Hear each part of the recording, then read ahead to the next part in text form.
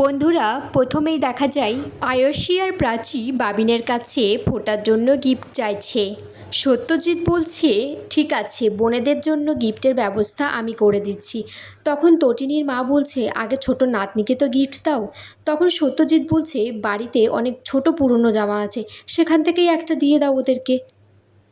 এদিকে দেখা যায় আয়ুষী বাবিনকে একটা দামি ঘড়ি আর প্রাচী একটা সোনার ব্রেসলেট দিচ্ছে। তখন বাকি সবাই বলছে, কিরে তটিনী, তুই কি গিফট এনেছিস দে। তটিনী তখন একটা ফুলের তোড়া আর একটা প্যান্ট আর শার্ট বাবিনকে দিচ্ছে। বাবিন বলছে, আমি শুধু ফুলের তোড়াটাই রাখছি। কবির তখন বলছে, তটিনীদি, এই ফুলের তোড়াটার 150 টাকা মতো দাম হবে, তোমার বর কি পয়সা বাঁচাচ্ছে নাকি? আর পরশুরামকে বলছে, আমার কোম্পানিতে নতুন লোক নেওয়া হচ্ছে, ওখানে জয়েন করে যাও। এইভাবে একের পর এক ওদেরকে অপমান করতেই থাকে সবাই। তটিনী তখন ওর মাকে বলছে, মা তুমি এর পরেও বলবে আমাদেরকে এই বাড়িতে আসতে, এই বাড়িতে আসলে আমরা একের পর এক অপমান হই।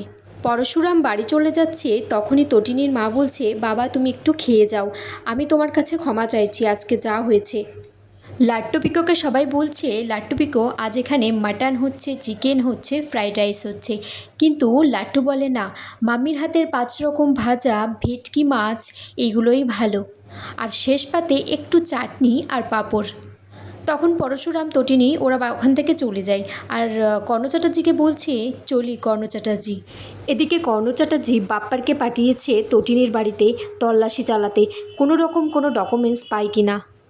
বাপ্পা তখন খুঁজতে খুঁজতে কটা কাগজপত্র আর গয়নার বাক্স পায়। কর্ণ চ্যাটার্জি বলে, ভালো করে ওই কাগজপত্রগুলো দেখতে। এখানেই আজকের পর্ব শেষ হয়ে যায় বন্ধুরা।